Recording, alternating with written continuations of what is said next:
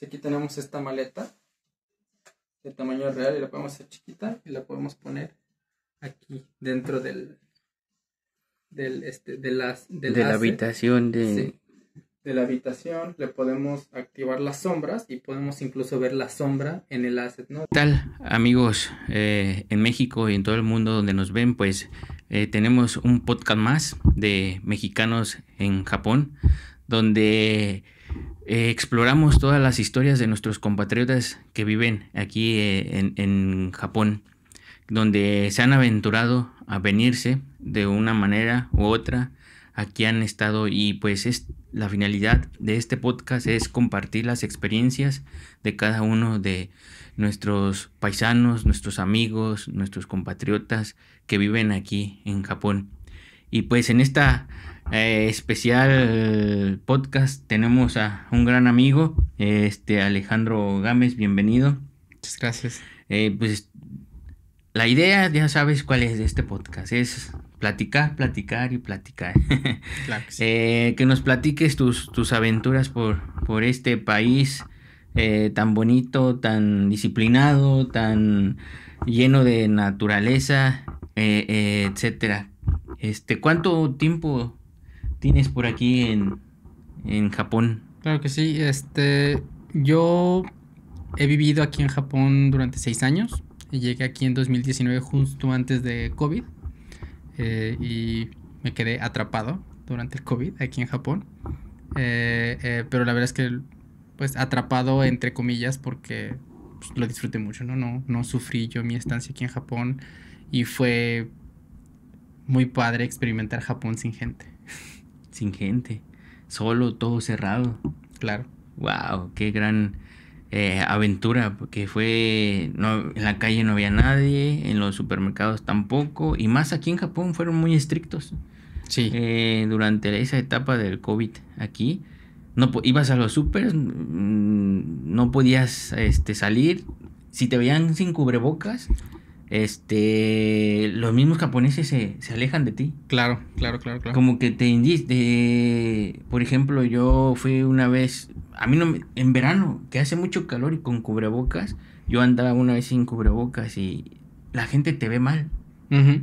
Entonces, imagínate, tú que acababas de llegar y te detienes, ¿cómo le hiciste? ¿No te impactó eso?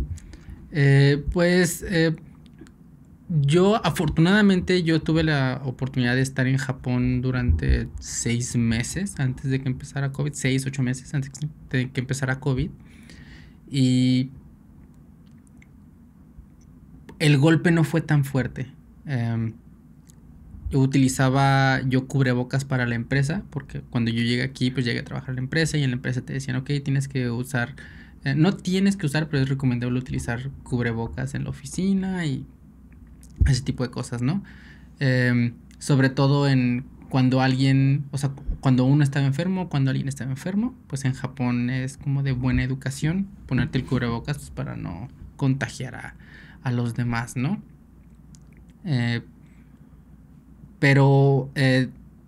Pues yo no estaba acostumbrado a utilizar cubrebocas cuando vivía en México, ¿no? Entonces aquí fue donde pues aprendí que el cubrebocas tiene un lado, o sea, no es como que te lo pones de cualquier lado, tiene un frente, tiene un detrás, tiene un arriba y tiene un abajo.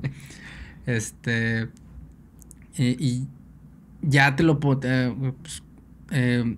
después de cuando empezó COVID, que ya era regla utilizar el cubrebocas, pues era como que bueno, pues hay que comprar cubrebocas, ¿no? Y al principio era pues de qué cubrebocas, ¿no? De los que tienen filtro, de los que no tienen filtro,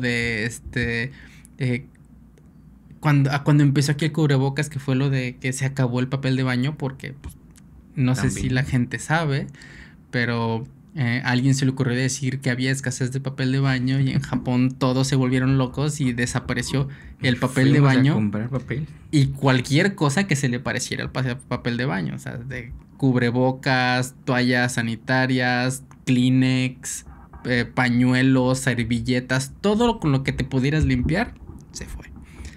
Entonces, pues era como, ok, pues vamos a comprarlos y mejor compramos de tela. Y entonces es cuando todas las marcas empezaron a sacar cubrebocas de tela, ¿no? Eh, O ya te tocaba hacer algunos. sí, sí, sí, exactamente, exactamente. Entonces, pues para mí la idea de que, ok, voy a tener que usar cubrebocas no fue tan nueva, pero sí fue como más bien acostumbrarte a que lo vas a traer siempre. Siempre, o sea, de que antes era, ok, lo voy a utilizar mientras estoy en la oficina y después cuando salgo de la oficina, pues me lo quito. Aquí no, ¿sabes? Aquí lo vas a utilizar siempre. Te vas a subir al metro, te vas a subir al metro con cubrebocas y te vas a sentar uno sí, uno no, uno sí, uno no. En el metro. Entonces,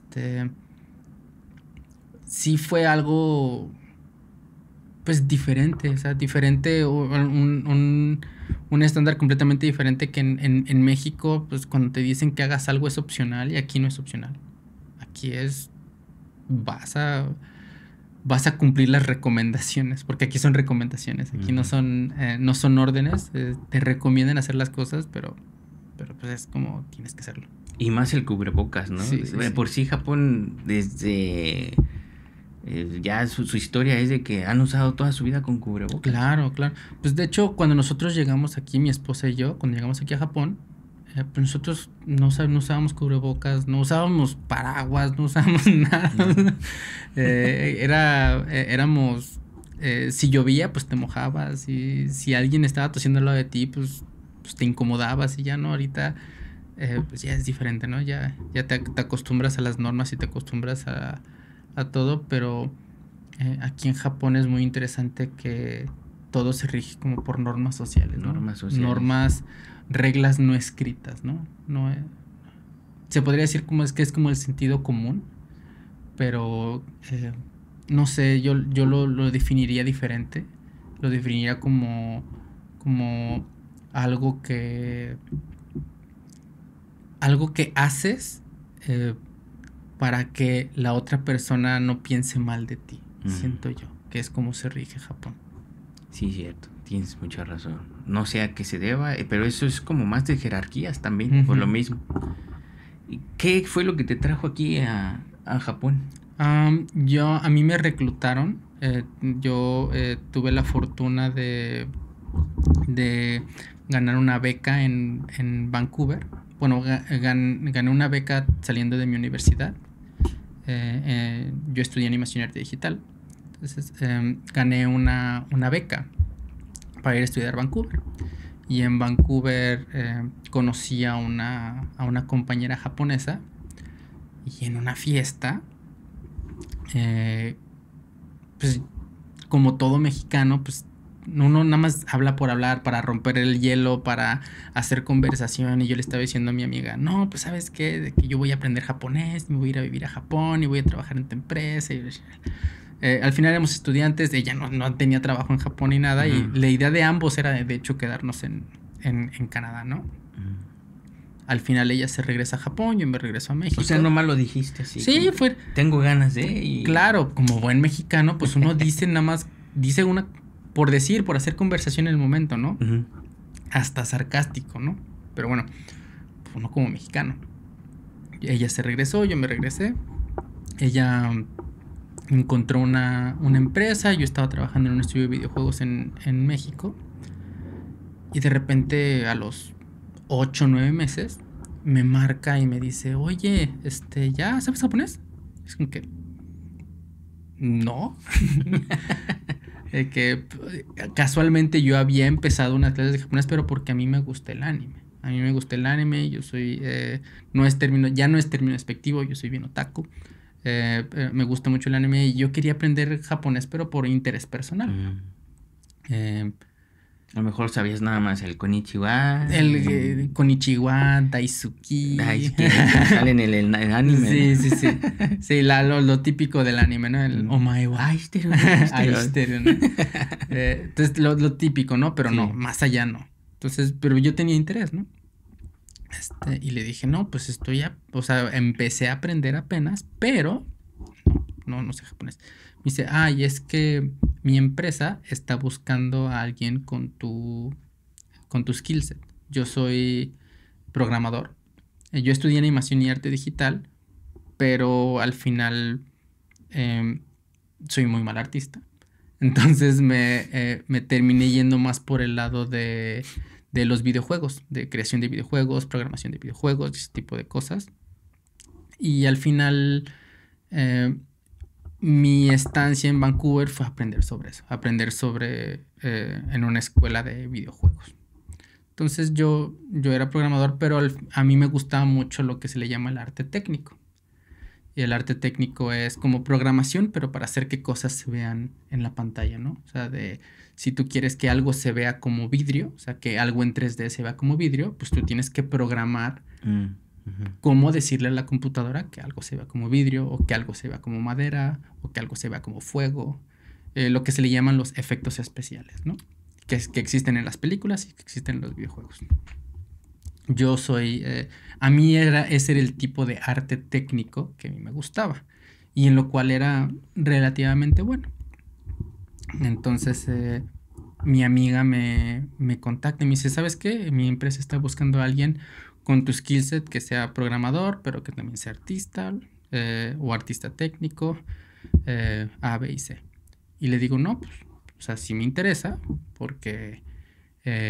pues a mí me interesaba trabajar fuera de México. Digo, a mí sí me interesa, pero pues no sé japonés. Me dice, no, es que sí están buscando a alguien que hable japonés. Es como que, pues... O sea, bien, sí, pero ¿qué te digo, no no? sé japonés. Sí, pues, ¿qué te digo, no? Me dice, ¿sabes qué? Aplica. Aplica y a ver qué pasa. ¿Dominabas algún otro idioma? Inglés. Inglés. Sí, hablo desde toda la vida, hablo inglés. En esas épocas hablaba un poquito más de alemán. Pero japonés, nada. Pero japonés no. Entonces... dijiste, voy, aplico y... claro, no, sí, así que Dios me ayude. Ella me dijo, aplica y a ver qué pasa, a ver si les gustas, ¿no? Apliqué, me entrevistaron, les gustó mucho la entrevista y me dijeron, ¿sabes qué? Te vamos a pagar un viaje a Japón para que vengas, para que conozcas la oficina, para que te hagamos como una entrevista más presencial. Y si vemos que todo funciona, nos dejas aquí tus documentos para hacer el proceso de la visa y de mientras nos trabajas 3 meses en probation, 3 meses como de prueba desde México. Pasó, nos caímos bien, la relación funcionó. ¿Hubo química? Sí, hubo química y al final me dijeron, Simón, déjanos los documentos, hacemos tu proceso de la visa y pues te traemos cuando termine el proceso de la visa. Ese proceso fueron como 4 meses. 4 meses. Que yo estuve trabajando remotamente y en ese momento yo me acababa de mudar a La Paz. Ya habías llegado a México de Vancouver. Sí, yo en Vancouver, en México estuve viviendo en Puebla como 8 o 9 meses, te digo, de ahí me mudé a La Paz. Y en La Paz fue cuando empecé a trabajar remoto con Tifon, se llama la compañía. Y ya ahí fue donde ellos me trajeron, me dijeron, no, pues este va a ser tu sueldo y gracias por trabajar con nosotros. Oye, pero si no sabías el japonés, y llegaste aquí a Japón, qué choque cultural estar aquí, ¿no? Claro. Sin saber un idioma, sin saber cómo es la gente, y más como Japón. Mira, creo que yo fui de esa estadística de incredulidad que decían de que a mí me dijeron de que no, es que no hablan inglés, como que pues sí, pues no lo hablan, pero pues lo entienden, no lo mastican, ¿no? Nel. No lo hablan, no lo mastican, no lo entienden. Y pues yo llegué aquí con confianza de que pues hablo inglés y me voy a dar a entender y no me di a entender. Inglés a lo mejor está más en la parte del centro, lo que es Tokio. Sí, exactamente. Pero lo que es afuera de Tokio ya no hablan tanto el... Exacto. No, y sí, y a veces en mi primer choque cultural, que en México cuando alguien te entiende, pues busca, ¿no? Busca la manera de entender. O sea, de que si en México, al menos mi experiencia, si un extranjero venía y no te hablaba inglés, pero bueno, pues le buscas, ¿no? De que, ok, pues ¿qué me estás diciendo? Dibújame, escríbeme, muéstrame, ¿no? Pero buscas comunicarte y creo que a lo mejor eso es algo muy, muy mexicano o muy latino, no sé, pero aquí en Japón no le buscan. Aquí es como, te lo dicen en japonés y pues no les entendiste y dijiste, pues, sorry, no te entendí. Y te lo dicen otra vez en japonés, pero diferente. Y de ahí no lo sacas, pues. Entonces también depende quién te encuentres. Me ha tocado viejitos que le buscan, pues. O sea, es como O sea, con señas y así como cualquier otra persona. quieren ayudarte, buscan la manera de cómo buscan la hacerlo. manera de comunicarse. Pero eso es cuando son turistas, nada más. Porque Sí. eso hay que decirlo. No es lo mismo vivir en Japón que venir de turista. Exactamente. Y cuando ya uno está Completamente. viviendo, ya ahí cambia el asunto. Y ya, Completamente. y ya entra. Sobre todo si ya les empiezas a decir como frases más nativas, así de que, no sé, te preguntan algo y ven que les entiendes tantito, se agarran. Se agarran, es como de que no, este güey no viene a visitar, ¿no? Y te empiezan a hablar en japonés un poquito más complicado. Es como que, ay, o sea, bueno, sí, vamos a intentarlo. ¿Y qué ¿Le sigues la onda o cómo le...? Sí, yo mi forma de ser es siempre voy a O nada más de- dice, ay, ay, ay, ay, ay, No, yo siempre voy a tratar de entenderles, pero o sí. la frase típica de, ay, ay, so desne. So Aunque no desne, entiendes nada, sosne, con que sos- le digas, so desne. Ya con eso ya la hiciste, ya la libraste, pero lo peor es que te siguen hablando. A mí la que me ha funcionado, sobre todo cuando me hablan por teléfono, que me hablan por teléfono así de como una llamada de spam o algo así, me empiezan a decir, bla, bla, bla, no, de que sí, SoftBank y no sé qué, y la fibra óptica, no sé qué, no sé qué. Daijoubu desu. Sé que está bien, no pasa nada. Daijoubu desu. No, y no sé qué, no sé qué, no sé qué. De shock, es como de que Sí, quieres sí. no le entendí, pero yo sé que me hizo una pregunta. Daijoubu desu. Está muy fuerte, ¿no? De shock, ¿ah? Sí. ¿Y cuál ha sido eso gracioso también como dentro del choque cultural que te ha pasado? Cuando Fíjate. recién llegaste o... Sí, regularmente siempre pasa cuando recién llegas, te pasan cosas chistosas. Claro. Bueno, a mí lo primero, una cosa que me pasó justo llegando es tratar de sacar mi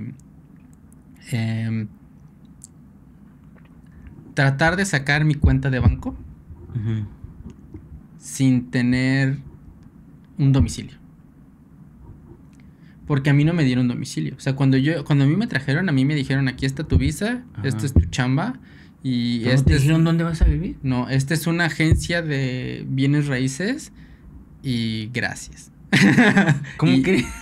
Entonces yo tuve que hacer ese proceso. Afortunadamente antes de venir, pues yo sí le eché ganas y me eduqué o me traté de educar lo más posible en cómo funcionan las bienes raíces en Japón. Y yo sabía que yo no iba a poder rentar sin una agencia de bienes raíces. Entonces yo le dije a mi empresa, oigan, pues denme, o sea, de pérdida, preséntenme una agencia de bienes raíces que hable inglés, porque también esa es otra. Y sí, me presentaron una agencia de bienes raíces que habla inglés, pero pues la agencia de bienes raíces, pues ellos se encargan de enseñarte la casa, de decirte cuánto cuesta, de contactarse con el dueño y de hacer los contratos, pero pues de ahí en fuera, pues nada, ¿no? Entonces a mí me dijeron, ok, bueno, y enséñanos tu tarjeta de residencia, ¿no? Las Dairyo-card. Sí, nuestra tarjeta de residencia. Sí, pues aquí está. Y es que no tiene una dirección. Yo que, pues no, estoy rentando. No, es que no tiene una dirección. No, es que necesitamos que tenga, que registres una dirección. Le digo, pero pues es que es la que estoy rentando. Bueno, si todavía no tienes una dirección y esta va a ser tu primera dirección, bueno, necesitamos que nos des una cuenta de banco. Ok. Voy al banco y saco una cuenta de banco, ¿no? No sé por qué nunca se me ocurrió que para sacar una cuenta de banco necesitas una dirección. Porque comprobante de domicilio. Y un comprobante de domicilio, ¿no? Entonces, bueno, ahí empiezo que, bueno, para sacar mi cuenta de banco necesito una dirección. pero para sacar una dirección necesito una cuenta de Sí. banco, ¿no? Ok. Entonces yo fui y les dije, bueno, es que no tengo una cuenta de banco. Bueno, un número de teléfono. Ah, ok, bueno. Un número de teléfono sí se puede, ¿no? Voy a la compañía del teléfono para sacar mi número de teléfono japonés, a SoftBank. Me dicen, ok, perfecto. Sí, no, sí te podemos dar un número de teléfono, que no sé qué, ¿cuál quieres? Bueno, oye, tu Zairo Card no tiene residencia. Le digo, no, es que necesito el teléfono para decir, ok, sí, no te preocupes. Bueno, entonces, nada más necesitamos tu cuenta de banco. Entonces ya tenía mi triángulo, ¿no? De que Ajá. una de estas tengo que burlar, ¿no? Una de estas tengo que aplicar la mexa, ¿no? Pues lo que hice. Sí, porque, o sea, para una necesitas otra y para otra necesitas otra y para otra necesitas otra, pues no se puede, ¿no? O sea, a una de esas tiene que fallar. Entonces, lo que hice fue que renté un número de teléfono que nada más podía recibir llamadas. Es más, hasta el lugar al que fui estaba medio clandestino, pero pero sí es legal, pero sí estaba medio gañán. Entonces renté un número de teléfono para que con el número de teléfono me pudieran hacer el contrato. O bueno, el subcontrato, el medio contrato de la casa. O sea, como que para que pasaran los papeles. Ajá, ya. Para yo poder, o sea, para poder como asegurar la dirección. Y de ahí ir al registro. Al registro, no al registro civil, al ayuntamiento. Para ir al ayuntamiento. Porque todo tienes que registrar aquí. Claro. Hasta las bicicletas tienes que registrar. Entonces, para ir al ayuntamiento y registrar mi... ¿Cómo se llama? Registrar mi Zario Card. Ajá. Para con esa Zario... O sea, ya que tenía el número de teléfono, me dieron el papel para decir que para darme como que un contrato que era un papel válido como comprobante de domicilio para poder registrar mi tarjeta de residente. Para con esa poder ir al banco y tener un número de teléfono y una dirección en mi tarjeta de residente para poder sacar la cuenta de banco, para poder sacar mi número real y después cambiar mi número real en todo y así que me pudieran terminar. ¿Qué show te aventaste? Sí. No se puede, pero pues el mexicano todo puede en todos lados. No, y mira, creo que hay veces que en México nosotros no podemos tener cosas bonitas porque somos así, pues, o sea, en México te tienen que poner trabas en todo y te tienen que poner candados en todo porque a todo le buscamos. Aquí en Japón no. Japón es muy noble en ese aspecto y la gente es muy honesta. Y la gente es muy honesta y la gente confía, ¿no? O sea, tú puedes ir a registrar tu tarjeta de residente al ayuntamiento casi sin nada. O sea, nada más de que, oye, ¿cuál es tu domicilio? Tal. Y te lo escriben, pues. Pero no porque sea fácil, significa que pues uno lo tenga que hacer para tomar ventaja, ¿no? Y creo que eso es muy importante en Japón. En Japón es importante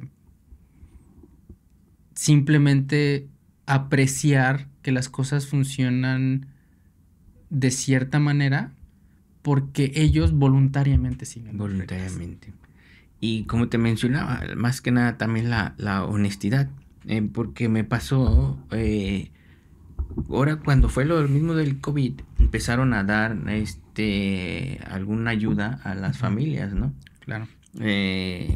Sobre vacunas o algún dinero en efectivo. Y me di cuenta de un conocido japonés que a ellos le llegó la ayuda. Los empezaron a dividir por pues, los que tenían de bajos recursos, les daban más cantidad, etcétera. Entonces, esta familia japonesa o el señor japonés le dieron su ayuda, le llegó su ayuda. ¿Y qué fue lo que dijo él? ¿Sabes qué? Nosotros no ocupamos esa ayuda porque tenían buen puesto. Trabajaban en gobierno y ahorita ya es jubilado el señor. Fueron y regresaron ese monto. Y mejor, así lo dijo abiertamente, mejor que se lo den a alguien que en realidad lo ocupe. eso sí, a mí eso sí me quedó como que, wow, en México no haríamos No. eso, en primer lugar. Eso te quedas y tú, esto va para la bolsa y que Sí. acabo de ser el gobierno, que Sí, si sí, ellos sí. roban más, pues que uno no robe, ¿no? Claro. Pero aquí no aplica, Sí. definitivamente aquí no aplica eso. Entonces, ¿qué costumbres has adoptado ya de aquí, japonesas, a tu Costumbres vida? japonesas. Em, Creo que estando aquí en Japón, me he vuelto mucho menos ruidoso. Los mexicanos hablamos alto. Los mexicanos hacemos ruido, los mexicanos ponemos música. Y todo el tiempo es... incluso aunque seas el mexicano más tranquilo, el mexicano más tranquilo en Japón es el alma de la fiesta. Porque simplemente el japonés es mucho más tranquilo. Mucho más tranquilo, mucho más silencioso. Me ha adaptado mucho a que para todo hay un lugar. Algo que yo he aprendido aquí en Japón es que si yo quiero hacer ruido, me voy al karaoke. Y si yo quiero leer, me voy al café. Y si yo quiero tener un barbecue o quiero tener una fiesta o una reunión con mis amigos, Un barbecue es como, aquí es la carne asada. Una carne asada. Ajá, aquí le llaman barbecue. Si yo quiero hacer una carne asada, tengo que planearlo con 2-3 semanas de anticipación, avisarle a todos, rentar un lugar en específico en algún parque, llegar temprano, se va a empezar a acabar a las 4, voy a recoger toda la basura y voy a dejar todo más limpio de lo que lo encontré. Y esas son las costumbres que pues en México no se aplican, ¿no? En México haces la carne asada en tu casa, ¿no? Aquí no, aquí la casa es para descansar, básicamente. O al menos el apartamento. Y fíjate que también dentro de la casa, ellos tienen un área para descansar todavía. Uh-huh. Regularmente las casas aquí en Japón son de 2 pisos. Siempre la casa o la parte del primer piso la utilizan mucho para están todo el día ahí en el primer piso las familias.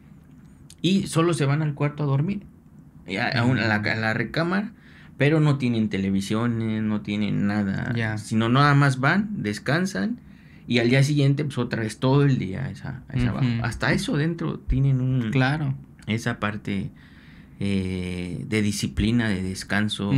Japón es rutinario. En Japón tú te creas una rutina porque es como funciona la sociedad en Japón. En Japón te levantas y si tú tienes cuando tú llevas aquí un rato en Japón y empiezas a hacer una rutina, tú te empiezas a dar cuenta que todos los días te encuentras a las mismas personas. En el metro, si sales a caminar, la viejita que va caminando camina a la misma hora. Si vas al súper a la misma hora, te encuentras a los mismos viejitos, porque aquí todos son viejitos. Te encuentras a los mismos viejitos en el súper. Y al principio, pues, como en México, ¿no? De que como vas a la hora que te dan ganas o a la hora en la que te da tiempo y toda la vida es muy caótica, pues ves a mucha gente muy nueva, ¿no? Pero mientras más vas viviendo aquí en Japón y más te vas adaptando a su estilo de vida y te vas adaptando a sus costumbres y a cómo funcionan ellos, te vas dando cuenta que de verdad la gente casi sigue el mismo día todos los días, pues. La música de los 80s tiene su ritmo. Tiene Sí. un sonido muy que se puede distinguir. Que claro. Dices, esta canción es Claro. del año 80 por tal. Pero fíjate que también de casi como dentro de la música, Japón,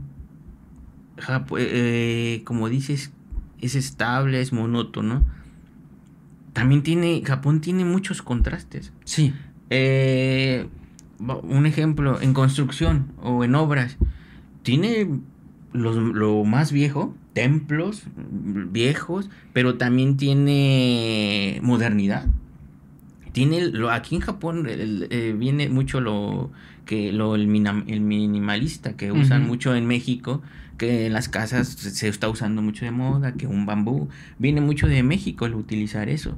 Entonces se va desde lo muy viejo hasta lo muy nuevo, desde lo muy de colores también, muy colores muy... Bueno, Japón en general son colores más neutros, ¿no? México son más colores pastelosos. más vivos. Pero es ese contraste que hay en Japón. Pero la gente sigue siendo neutra, ¿no? Sí. A mí algo que me sorprendió mucho ya después de haber estado aquí un rato es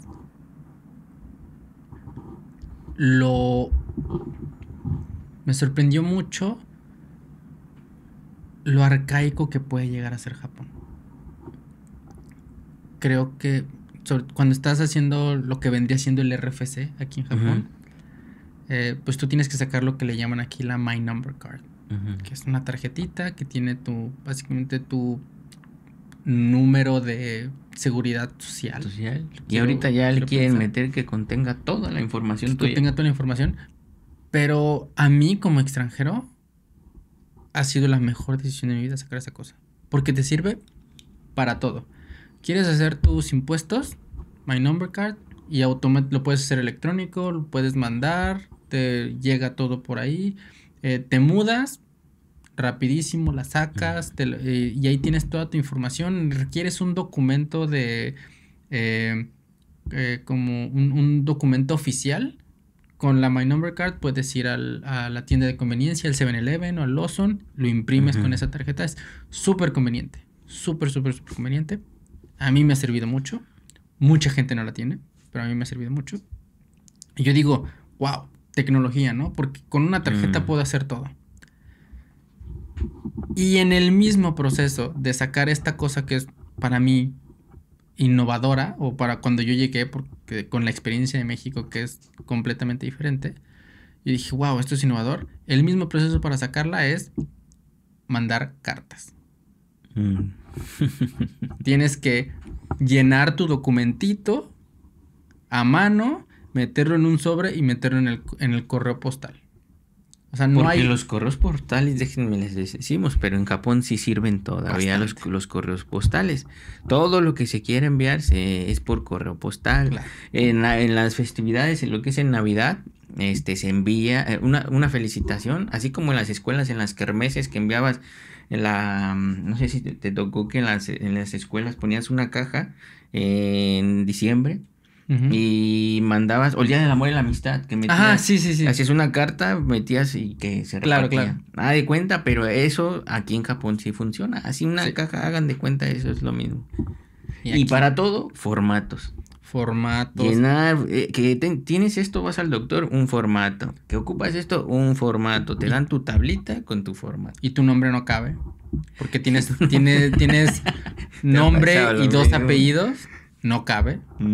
Cierto. Aquí tiene nada más un apellido, nosotros. Y su nombre es en kanji. Entonces es genial ver el formulario y que tienes un espacio así para poner tu nombre. Es como que, dude, caben 3 letras. Pues sí, pues sus nombres de ellos son 3 letras. O bueno, son 3 kanjis. Ya deberían de pensar en nosotros, los extranjeros, que hagan los campos de los formularios más grandes. Sí.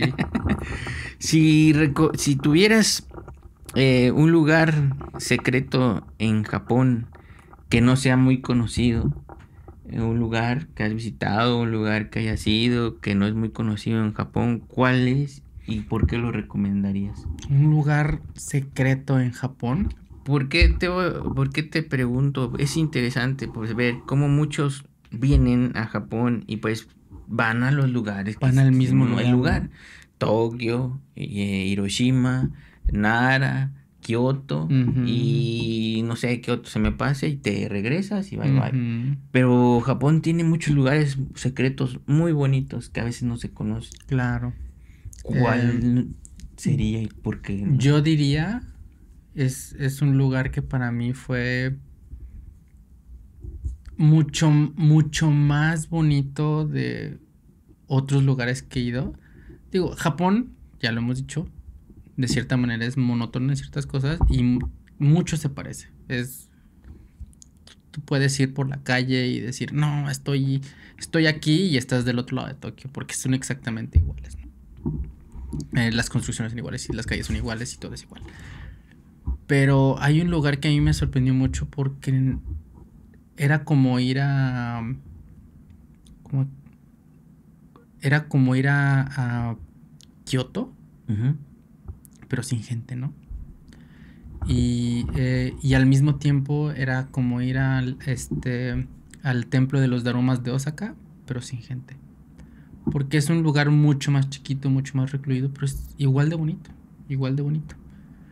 Y la experiencia que yo tuve ahí, por ejemplo, al hacer mi Daruma y al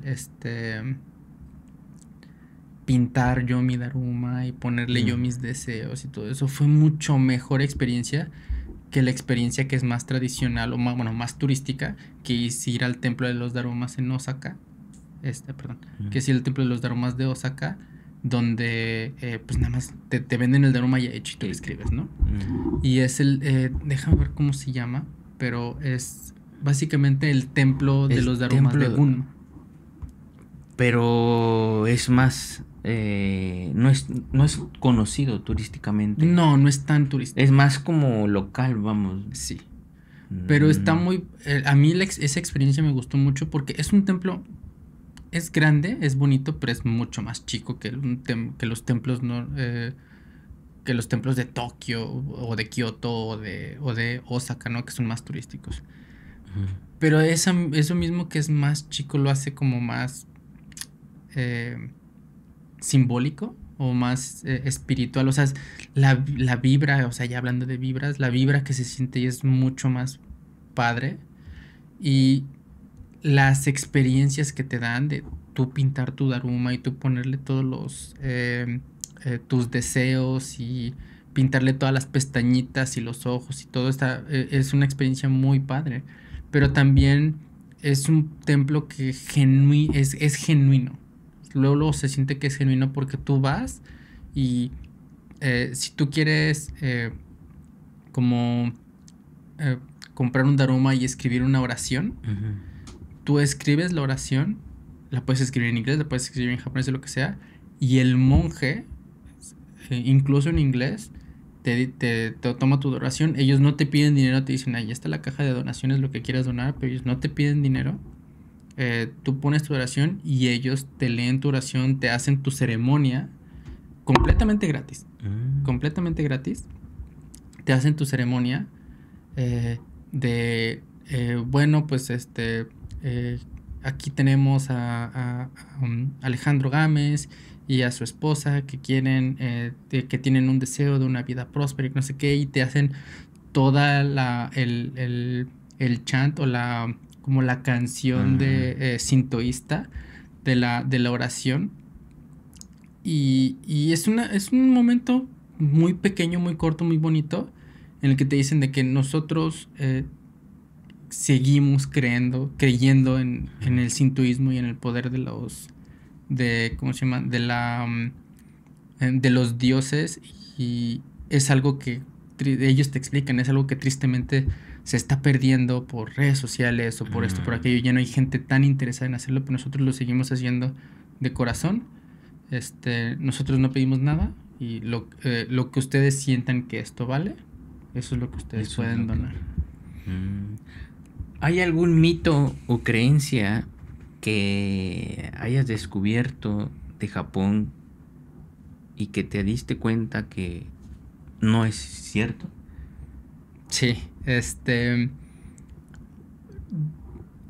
soy fan del anime, me gusta mucho el anime. A mí no me gustan como las caricaturas estadounidenses. Yo desde niño veo anime, ¿no? Yo crecí Dragon con Ball anime. Z, desde México, pero ¿no? desde México, sí. Sí, Dragon Ball Z era uno, pero Caballeros del Zodiaco. Dragon Ball Z, Caballero del Zodiaco, Sakura Card Captor, Gundam Wing, Samurai X, y la lista continúa, ¿no? Sí, y cuando el internet llegó a mi vida, pues ya todos los que no existen en la televisión nacional, ¿no?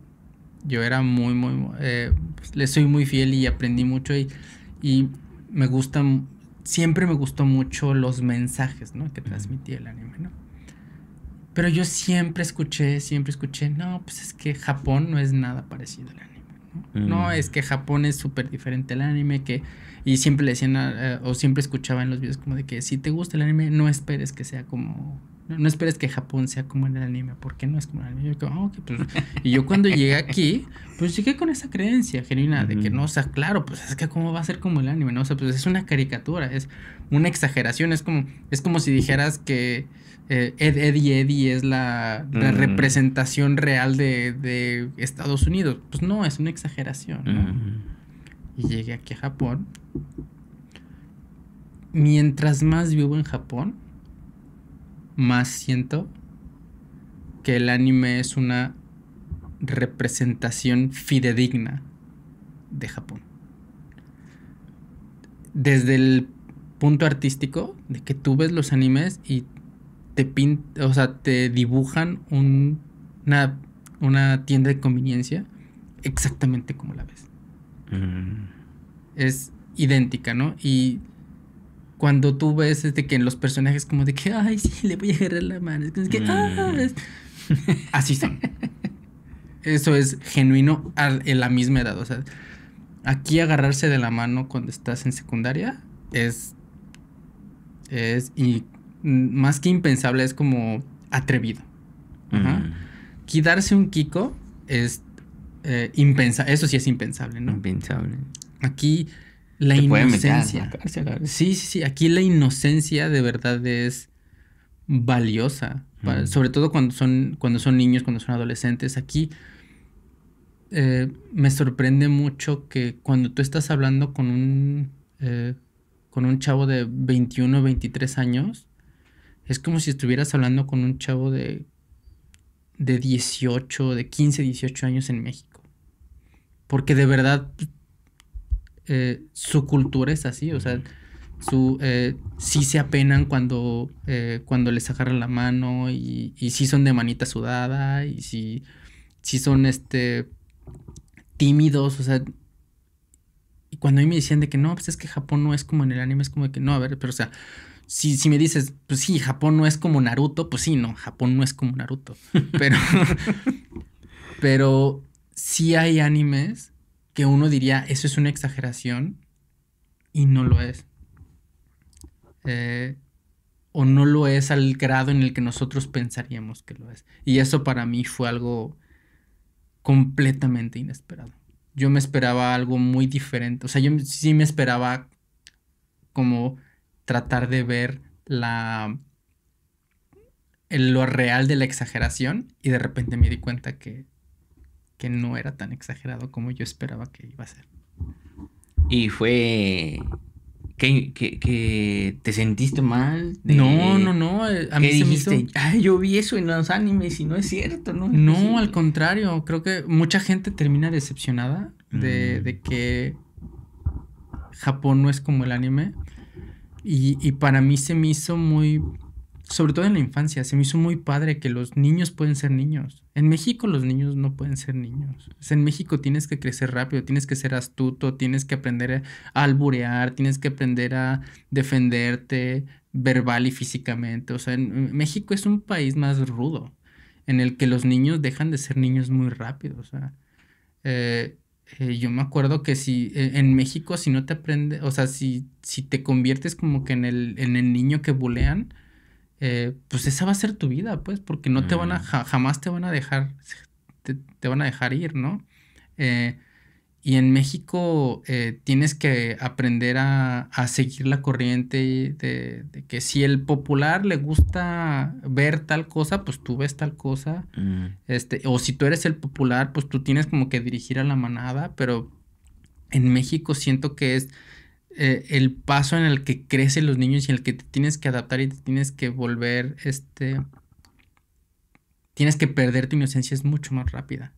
A veces tienen que madurar más rápido. Claro, y en México. Y sí, porque también, o sea, si tú no pierdes esa inocencia, todo el tiempo te van a estar haciendo güey, todo el tiempo se van a estar aprovechando de ti, porque eso es algo que corre en nuestra sociedad, ¿no?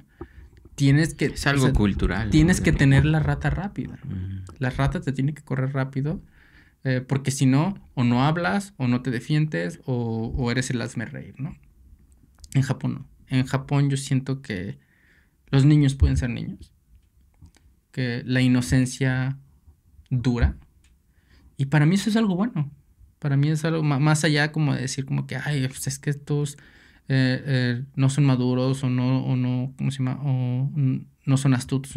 No, es como que todo a su tiempo, pues. Todo a su tiempo. Claro, hay extremos, ¿no? Hay extremos y también ya hay un punto en el que tienes a los viejitos de 40 que también andan aquí súper calientes y que también tienen unos fetiches aquí muy raros. Muy y eso raros. Ya es otra práctica, es otra conversación. Pero al menos al inicio, en la infancia, en la adolescencia, siento que es muy... Yo me sentía muy bien. Y otra vez, vamos a lo mismo. Japón son extremos. Sí. Hasta en eso, como dices, hay desde que puede ser los niños, está condicionado para que sean niños, pero también al gente adulta, esos extremos, como dices, fetiches, Sí. hay que ni te imaginas que existían. Sí. Aquí los hay.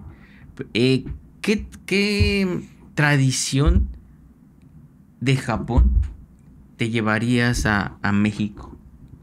¿Qué tradición de Japón me llevaría a México? ¿Y por qué? Claro. ¿Te gustaría llevarte alguna tradición? ¿Crees que funcionaría? Creo que ya el tiempo que tienes aquí ya has experimentado diferentes tradiciones, cómo actúan, cómo son, cómo se comportan, la disciplina, la forma de comer, no sé, muchas cosas.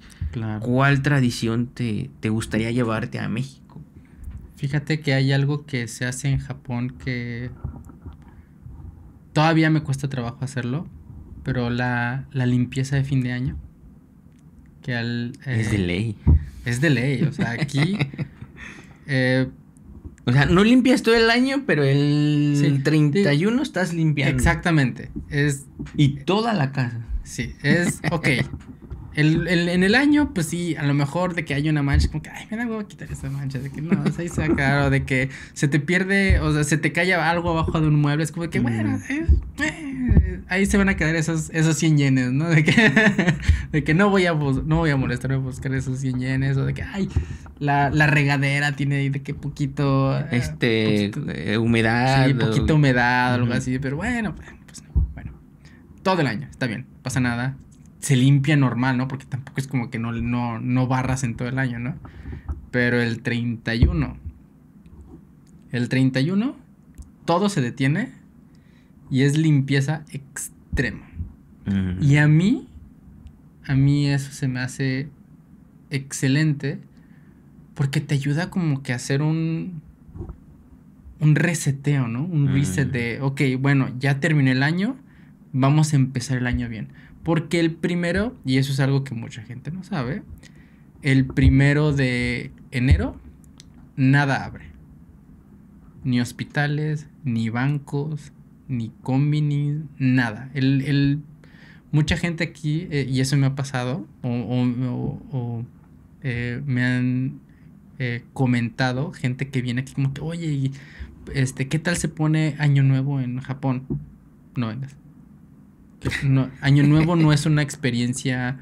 Año Nuevo no es una fiesta en Japón. En Año Nuevo vas a lo mejor a ver el Hanami. Bueno, el Hanabi. Que son los fuegos artificiales. A lo mejor vas a ver los fuegos artificiales a Yokohama. O a lo mejor algún bar o algún antro tiene alguna fiesta, pero normalmente esas son para extranjeros. El japonés es familiar. Completamente familiar. Y el primero es o ves el amanecer y después el primero es completamente familiar y no hay nada y nada está abierto. Y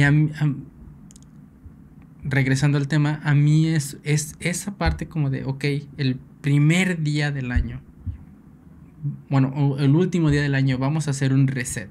Vamos a empezar el primer día bien. Vamos a empezar de la mejor manera posible. A lo mejor esa es mi interpretación, pero vamos a empezar de la mejor manera posible. Vamos a empezar em, con todo limpio, con todo arreglado, con la mejor posibilidad de hacerlo nuestro mejor inicio. Siento que eso es importante. Y creo que pues, en México, en vez de que también las festividades son bonitas, pero creo que en vez de tener la fiesta del año, o sea, o de tener como que eh, el que tienes que comer 12 uvas sí, alrededor de la mesa. En vez de tener que tienes que prender todas las luces de las casas para poder viajar, para X. Sí, no, en vez de tener como que esta celebración que al final te va a dejar o crudo o pedo las dos. Y que la cocina va a ser un desmadre y que inicies el año con todo hecho un desmadre. Iniciar el año bien. Para mí creo que a mí me ha hecho mejor. Esa tradición te la llevarías. Si pudieras describir tu experiencia en Japón, ¿cómo la describirías? Mi experiencia en Japón, para mí ha sido increíble. A mí me gusta mucho Japón. Por ejemplo, en 3 palabras, ¿cómo la describirías? En 3 palabras. A mí, Japón, o mi experiencia en Japón se me ha hecho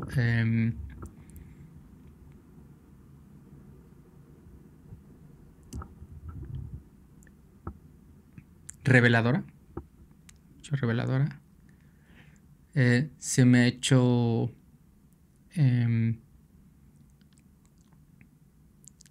introspectiva por el tiempo en el que yo vine. Y se me ha hecho feliz. Me siento feliz en Japón. En Japón. ¿Te has encontrado? Creo que agregaría una extra que es desestresante. Se me ha hecho desestresante. Pero eso soy yo. Y la razón se me ha hecho reveladora porque pues Japón me ha mostrado que si una sociedad o si toda una comunidad que se vuelve una sociedad sigue las reglas y más que siga las reglas tiene una educación que se preocupe por la misma sociedad, por el prójimo y por el prójimo. Más que por el prójimo, yo siento que en Japón no se preocupan por el prójimo, simplemente se preocupan por, 1, cómo se ven ellos, y 2, por cómo ellos afectan a la sociedad. No es tanto como de que, voy a afectar a mi vecino, sino es cómo mis acciones van a repercutir a todos en general. Y otra es si mis acciones, o más bien pegado a eso, si mis acciones repercuten mal, cómo me voy a ver yo o cómo los demás me van a ver. Pero es más general, no es como que tan... No es como siento que en México es más como cercano, es más tus allegados, cómo me van a ver o cómo voy a yo a afectar a mi familia, a afectar a mis amigos, a afectar a mis vecinos. Siento que aquí en Japón es un poquito más general. Ajá. Pero para mí siento que el hecho de experimentar una cultura que es mucho más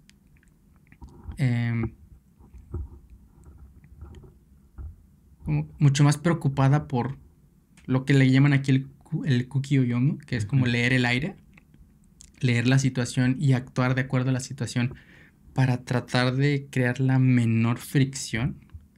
Siento que se me hizo muy... se me hizo algo con lo que yo puedo... con lo que yo puedo acoplarme a. Yo siempre he tratado de ser una persona que estorbe lo menos posible, que cree la menos fricción posible. Entonces, yo soy muy compatible con esa forma de pensar, yo personalmente. ¿Cuál era la otra palabra? Eran revelación, ¿cuál se fue? Reveladora. Hay que regresarle. Sí, sí. Se me fue. Se me fue. Bueno, si quieres ahí le... No, ay, güey. ¿Cuál era? Espérame. Reveladora. Bueno, yo me siento muy feliz en Japón. Yo genuinamente soy más feliz en Japón que en México. Principalmente, y esto va pegado a que vivo con mucho menos estrés en Japón que en México, que será tercera, cuarta palabra. Vivo con mucho menos estrés porque mis problemas en Japón son mínimos. En Japón no me tengo que preocupar si voy a chocar, si me van a chocar, no me tengo que preocupar porque no manejo. No me tengo que preocupar si me van a asaltar, no me tengo que estar... Pero además, aunque, por ejemplo, manejaras, la gente es muy cuidadosa aquí al manejar. Claro. Se fijan mucho en la persona, el momento. El peatón aquí sí tiene mucho la preferencia, por ejemplo. Claro. Tú, primero ellos y después tú pasas. Entonces, creo que no te tienes por qué preocupar al manejar. No, y incluso aquí es noticia cuando hay algún ebrio que choca. O sea, aquí sí los problemas son podría decirse, mínimos, o no mínimos, son tan pocos los problemas que hay, que problemas más que en México serían chicos o comunes, aquí son grandes. Aquí, y digo, claro, hay malos accidentes, Japón no es perfecto, o sea, y en Japón también hay accidentes feos, pero si aquí hay alguien que, no sé, está tomado algo así y choca, salen las noticias. A veces locales, a veces nacionales, pero sale, pues. Y a veces hasta te pueden despedir de tu trabajo. No, claro, no a veces, te despiden. O sea, si tú... te arruinas la vida. Sí, aquí tú... No te contratan, no te... Nada. Manejas ebrio y... deshonora tu vaca, pues. O sea, de verdad, te despiden, todo tu historial queda manchado, te quitan la licencia de por vida. La multa es, creo que, de 1,000,000 de yenes. O sea, no, es fuertísimo aquí manejar ebrio. Pero bueno, en otros, regresando al tema, yo vivo aquí con muy poco desestrés porque mis problemas genuinamente son problemas de primer mundo. O sea, mis corajes son de se me metió la viejita en la fila del súper. ¿Sí me explico? O sea, mis corajes son de ¿cómo se llama? No me entendieron cuando fui al súper y le dije que no me diera bolsa. O sea, son problemas cosas que en México serían como de ni siquiera lo piensas. O sea, tienes problemas mucho más graves que ni siquiera son problemas para ti. Es como de que, bueno, sigue la vida. Aquí, pues, uno como latino busca problemas, o sea, buscas con qué enojarte porque si no la vida no tiene sentido, pues. Sí. Entonces yo vivo genuinamente muy estresado y también, pues, por mi esposa. Y es, de hecho, precisamente, creo que nosotros los latinos somos así. Japón no es tan ruidoso, es tan silencioso, no busca problemas, no discuten. Cuando discuten, pues la voz, tratan de... voz baja ni nada, pero el latino le hace falta el caos, vive el caos, claro, porque tú vives en un punto así que no hay ruido, no hay nada, te sientes quieres el caos, tú provocas el caos. Sí, Entonces sí. tienes que hacer algo para que te sientas bien. Sí. Si no, pues Oh, no eres mexicano. ya después que llevas un rato aquí en Japón, o sea, escuchas que alguien pita y es como que... Sí, sí, ya. Y voltea, es como que... ¿Qué pasó? ¿Qué pasó? ¿A quién atropellaron? Porque aquí pitar es impensable. Sí, sí, sí. Impensable. No, nadie pita. O sea, el claxon es casi el último recurso, ¿no?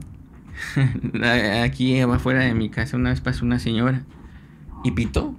Sí. Yo iba saliendo así a la puerta, la alcancé a ver. Pero pitó la señora porque el señor estaba esperando para que ella se diera la vuelta. Y se enojó.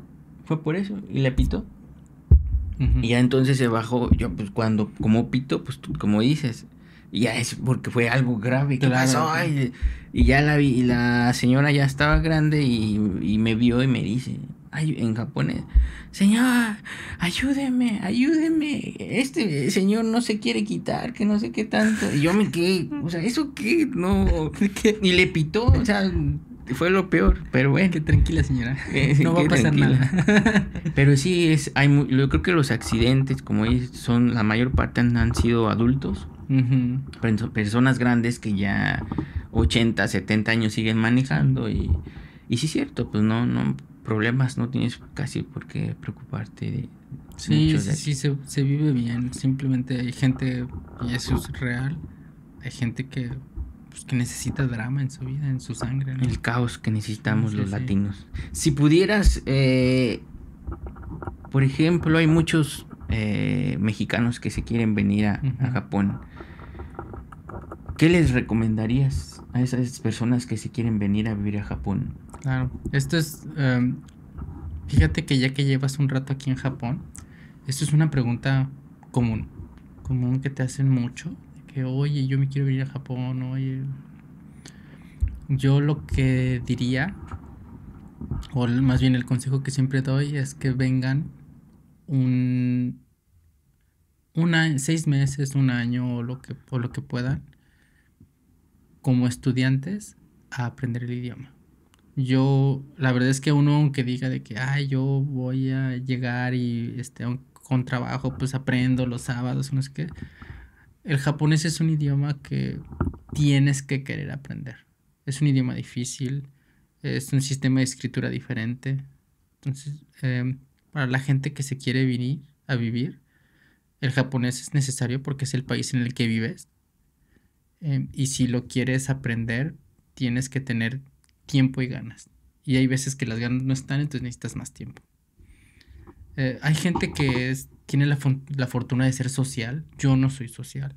Yo no soy una persona que no me gustan los bares, no me gustan los antros, no me gustan mucho las situaciones muy sociales y no me gusta no poder comunicarme. Entonces todavía me siento un poquito más presionado y añade al estrés que ya no tengo si voy a una situación social y todos hablan en un idioma en el que yo no puedo hablar y no me puedo comunicar, no puedo expresarme, ¿no? Eso es algo que se vuelve incómodo, sobre todo cuando pasa muy seguido. Yo les recomendaría, yo les diría, vénganse, sí, a estudiar el idioma un año, 6 meses, porque van a poder experimentar lo que es venir a Japón sin ser turistas. Van a venir a experimentar Japón, lo bueno y lo malo. A vivir a Japón, a lidiar con los impuestos, a lidiar con el ayuntamiento, a lidiar con las cartas que te llegan en el buzón completamente en japonés y no sabes si es propaganda, no sabes si la cagaste, no sabes si estás haciendo algo bien.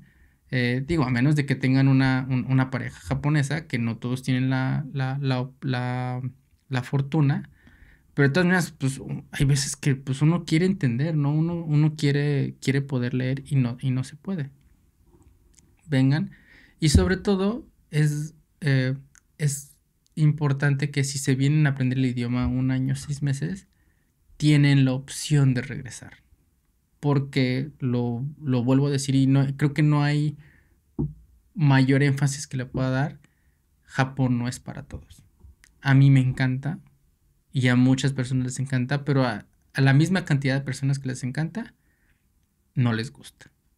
Hay mucha gente que, pues que simplemente la cultura japonesa y la forma de ser de los japoneses no es para ellos. Y está bien que no te guste Japón.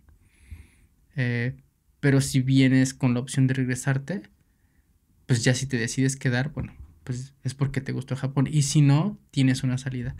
Sí conozco mexicanos y latinos que se los trajeron a Japón y no tienen opción de regresarse y son miserables.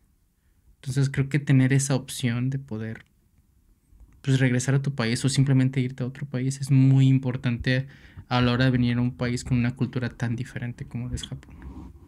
¿Qué harías diferente si pudieras volver a ese día que llegaste a Japón? Aprender japonés. Aprender japonés. Definitivamente. Si ese día que yo le dije a mi amiga, voy a aprender japonés y voy a ir a trabajar a tu empresa, yo hubiera sabido que efectivamente en 8 meses iba a estar aplicando a Japón y que en año y medio iba a estar viviendo en Japón, ese día hubiera empezado a aprender japonés. ¿Crees que te hubiera ayudado mucho ahorita? Sí. Sí, ahorita yo llevo 6 años aquí y mi nivel de japonés es como el de un niño de 4 años, 5 años. Digo, yo no soy una persona tan social y normalmente las personas sociales, las personas que sí practican, o sea, o que van a los bares y así, o incluso los solteros que necesitan encontrar a alguien con quien ligar, pues tienen una necesidad y aprenden, ¿no?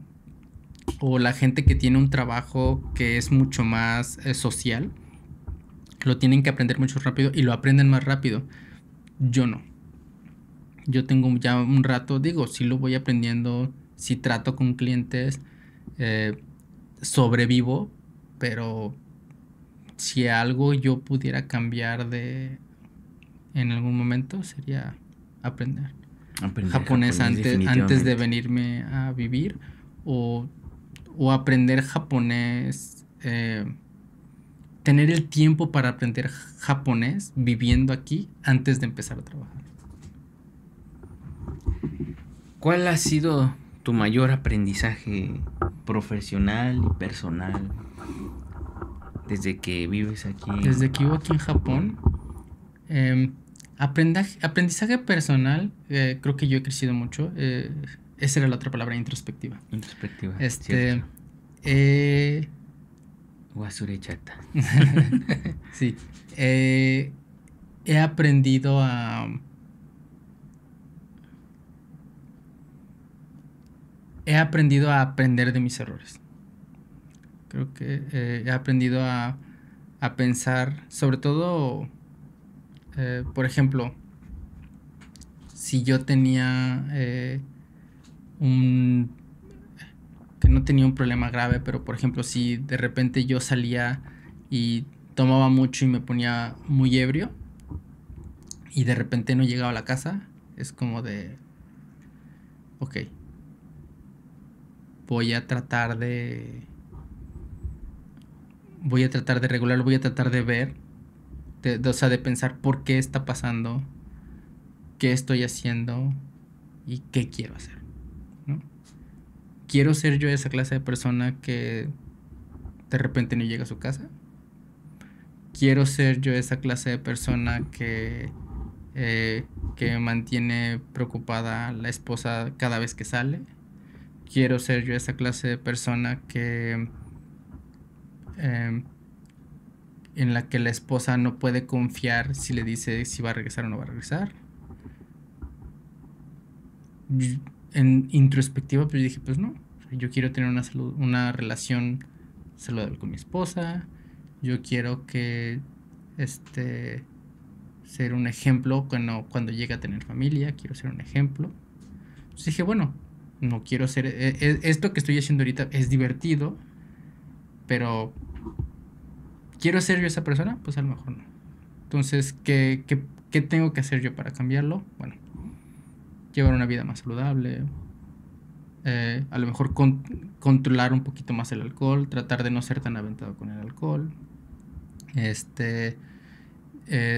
Tratar de de no ser, como que de no tratar de lucirme así, que yo por ser mexicano pues me puedo echar tantos tequilas, no sé qué, porque también muchas veces es eso, o sea, de que los japoneses son como de que, mexicano, tequilas, que a mí me encanta el tequila, pero pues muchas veces también uno tiene que aprender de sus propios límites y de su propio ego. Y creo que aquí en Japón su misma forma de ser, que es como que cómo me van a ver los demás. A lo mejor a mí no me importa cómo me ven los demás, pero sí me importa cómo me vea mi pareja y la gente que me importa, ¿no? Y creo que de cierta forma, a mi propio criterio, la forma en la que ellos, en la que los japoneses toman sus decisiones, yo le he adaptado a tomar mis propias decisiones, pero con las personas que a mí me importan. Creo que eso es algo que yo he aprendido a hacer mucho aquí en Personal. Japón. ¿Y profesional? Profesional, he aprendido a comunicarme, sobre todo con gente que no es agresiva. Yo sobre todo cuando llegué, pues en México, eh, si tú no estás en una conversación, en una junta, si tú no estás hablando o no estás dando una opinión en cuanto alguien más termine de hablar, no hablas. En Japón la conversación y la comunicación es rápida, es eficiente. Bueno, a lo mejor no siempre es eficiente, pero es rápida, definitivamente. En Japón todo tiene reglas. La comunicación en la empresa tiene reglas. La comunicación en cómo dar tu opinión tiene reglas, ¿no? Es algo que yo aprendí cuando empecé aquí a trabajar aquí en Japón. Es que si el jefe pregunta si hay feedback, en realidad él no está preguntando si hay feedback o retroalimentación. El jefe simplemente está preguntando, más bien el jefe está diciendo que todo está bien. Y si el jefe pregunta si hay alguna retroalimentación sobre la junta y tú das retroalimentación, tú como, no sé, un junior, das retroalimentación, eso se va a tomar como que alguien hizo algo mal y tú le estás dando más carga de trabajo a alguien, lo cual se puede ver mal y lo cual se puede ver como que o sea, estás como haciendo recalcar el error. Sí, exacto, estás como recalcando el error, lo cual va a hacer que alguien tenga que trabajar más y al mismo tiempo te estás saltando a tu jefe. Porque pues si tu jefe no lo vio y si tu jefe no lo dijo, ¿por qué lo vas a decir tú? ¿No? Que es a mí hasta la fecha no me hace sentido, pero es como, ok, Japón tiene su forma de comunicarse. Y lo que yo he aprendido a hacer es, no tanto en Japón, pero simplemente a comunicarme con otras culturas en general. Mi jefe actual es inglés, y el CEO de mi compañía es chino, y tengo compañeros japoneses, y tengo compañeros japoamericanos, y trabajé con gente de Marruecos, gente de Arabia, europeos, vietnamitas. O sea, he trabajado con un abanico muy grande de nacionalidades y tienes que aprender que con cada quien tienes que comunicarte diferente. La gente de Arabia y la gente de Marruecos tiende a ser mucho más sensible que otras culturas. Entonces, si tú les das retroalimentación, se van a poner a la defensiva. Y tú sobre todo cuando estás manejando a gente de esas nacionalidades, y no es algo malo, simplemente es su cultura, pues tienes que tratar de comunicarte diferente. Tienes que tratar de decir, ok, no les vas a dar una retroalimentación tan tajante ni les vas a decir esto está mal. Es como, tienes que tratar de moldear un poco las cosas. Cuando estás hablando con un japonés, jamás puedes decir que no. si un japonés te está diciendo una idea, tú no le dices, no me gusta esa idea, mejor hay que hacer esto. Es como de que, tu idea está muy bien, y me gusta mucho, pero ¿qué tal si podemos hacer esto mejor? Y con los clientes eso es súper importante, porque en Japón jamás puedes decir que no. Y de esa forma te comunicas con todos, vas aprendiendo cuáles son las reglas para comunicarte con cada cultura y con cada persona. Más que con cada persona, con cada cultura y con cada nacionalidad y con cada estrato social. Siento que eso es algo que he aprendido yo mucho en Japón por el ámbito en el que yo trabajo. ¿Qué es en el de tecnología? Tecnología, sí.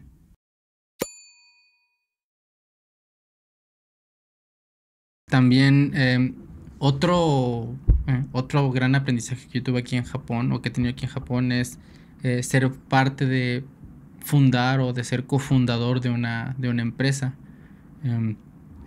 Yo trabajaba para una empresa que se llama Unity, una empresa muy grande que se llama Unity, y al final pues hubo un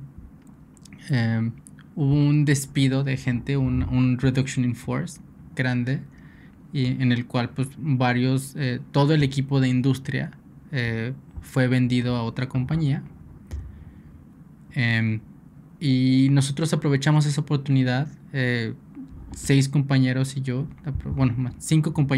aprovechamos esa oportunidad para fundar Innoworks, que es nuestra compañía actual, en el que nos dedicamos a hacer software, somos una empresa de servicio de software en renderizar. Nos trajo regalito. Sí, esta es la playera. Esa es tu empresa. Claro. Ustedes la fundaron. Sí.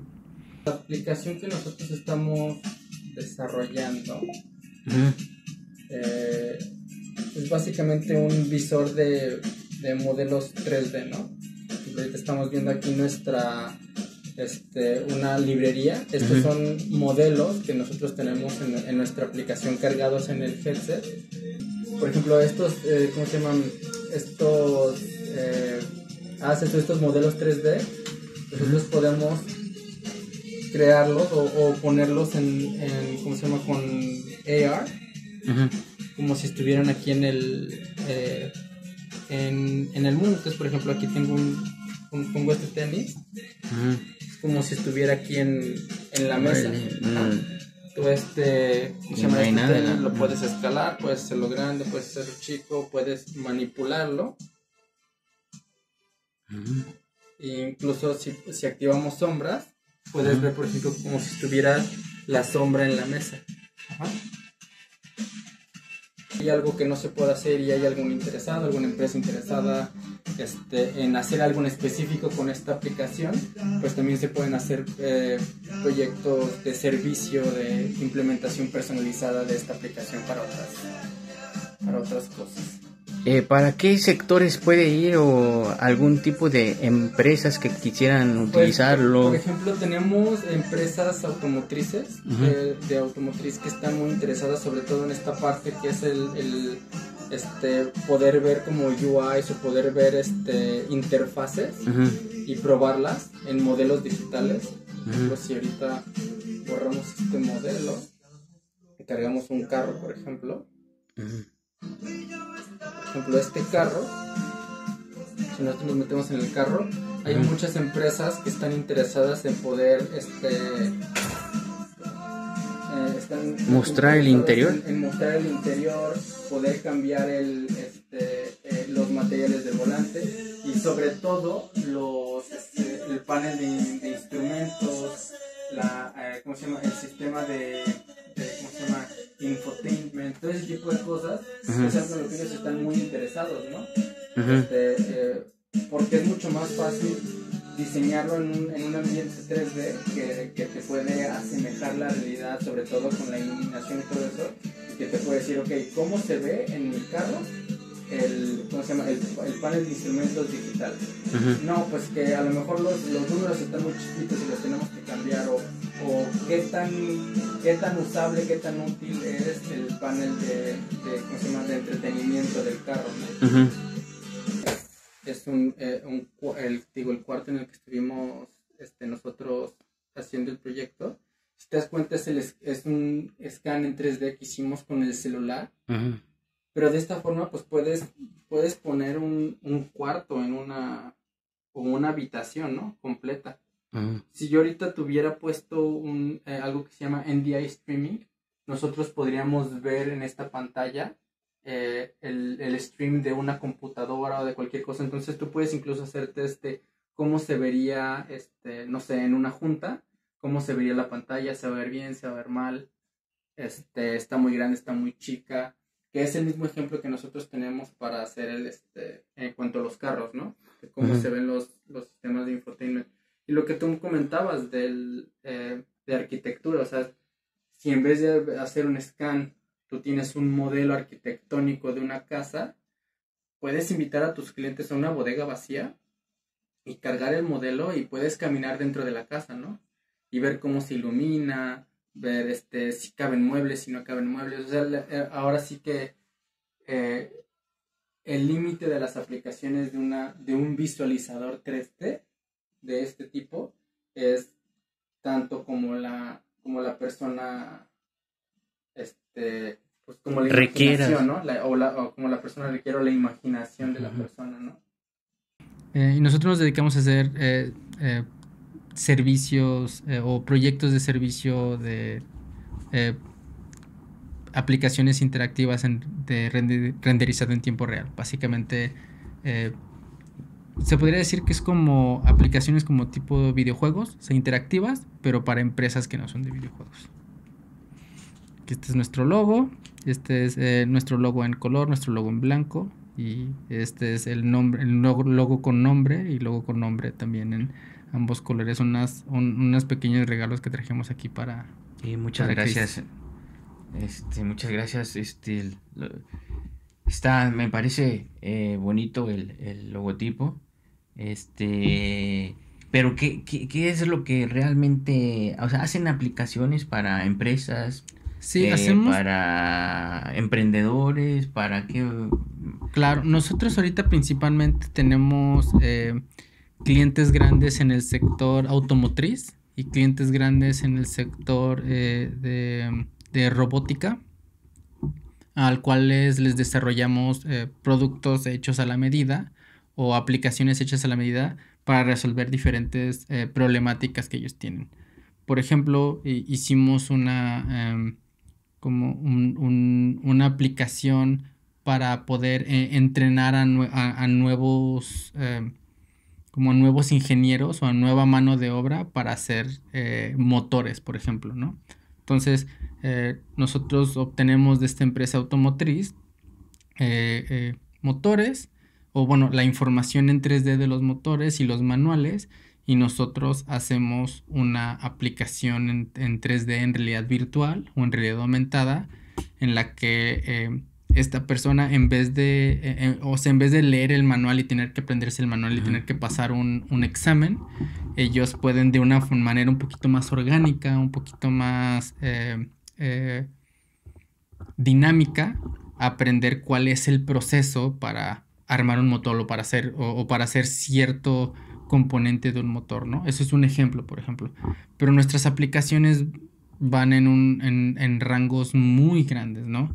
Desde cómo hacer simuladores para ver cómo se vería un carro o los materiales de un carro, los asientos, simuladores para ver cómo se vería el panel de instrumentos o la consola de entretenimiento de un carro, cómo se vería una fábrica o cómo funcionaría una fábrica desde antes de construirla. Una fábrica de robots, por ejemplo, si tú quieres que tienes un brazo de robot que tiene que agarrar una parte de aquí y moverla para acá, tú puedes hacer como un scan un scan en 3D del lugar que quieres automatizar, y se hace como una visualización 3D con funcionalidad, con animaciones y todo sobre lo que quieres automatizar, ¿no? Entonces, ese son el tipo de aplicaciones que nosotros podemos realizar, el tipo de proyectos que nosotros hacemos pues para las empresas que estén interesadas, ¿no? Nos mostrabas hace rato, por ahí estuvimos con los lentes, nos mostrabas acerca de que se puede utilizar en diferentes sectores. Claro. Ustedes pueden desarrollar diferentes aplicaciones para, por ejemplo, en el sector inmobiliario, para poder enseñarles algún tipo de renderización de las casas o de Claro. cómo puede quedar. Hace rato por ahí vamos a poner las imágenes para que veas cómo va, cómo es eso que están haciendo. Y además también objetos, un zorro Sí. que, que manejabas con un zorro, el cual puedes mover. También unos tenis, los puedes colocar todo en ¿qué le llaman? En Tercera dimensión. realidad En mixta. realidad, ajá. Donde el cliente los puede ver. De todos modos, como les digo, las imágenes por ahí van a estar. Junto con lo que estamos explicando, aquí están. Y también se los voy a poner aparte el video para que lo puedan ver completo cómo estuvo esta demostración. Estuvo muy interesante lo que hacen ellos.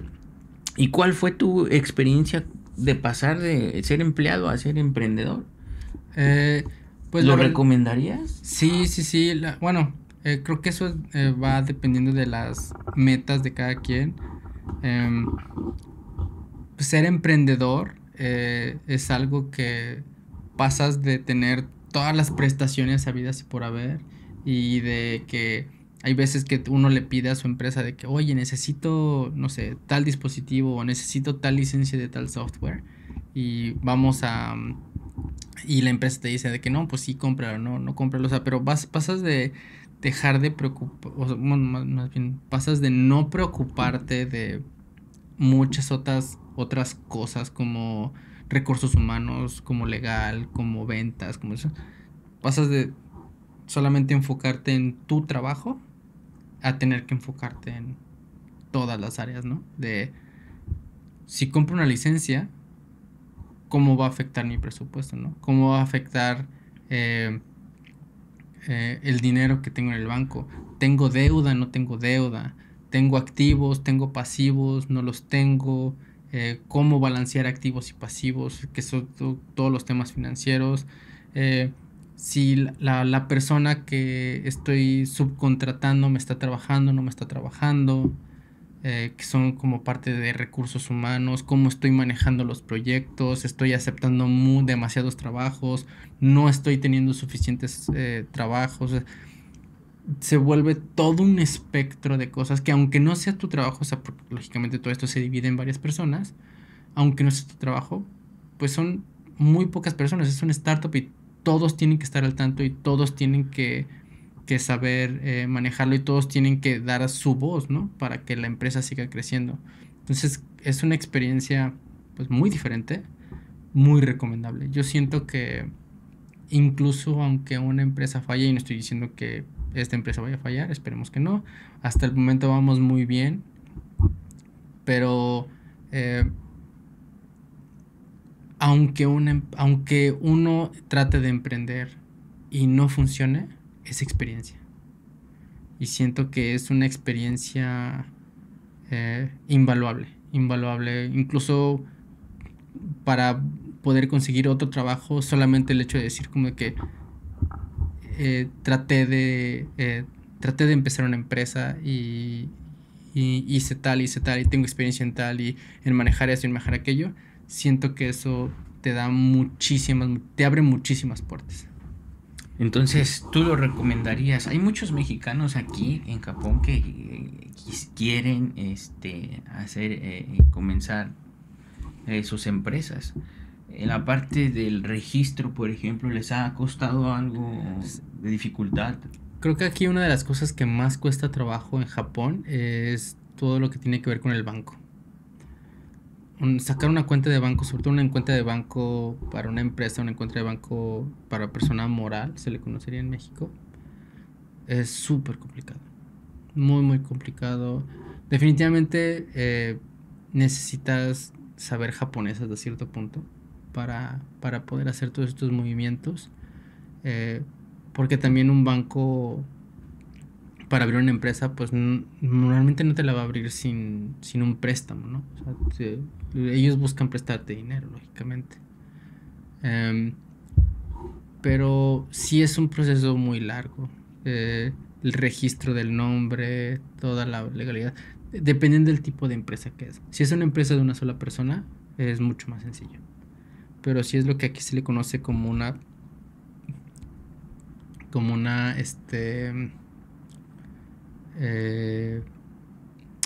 incorporación, que es lo que se le conoce como el Kabushiki Gaisha, una incorporación, que son varias personas, ya es una empresa más grande, ya hay más stakeholders.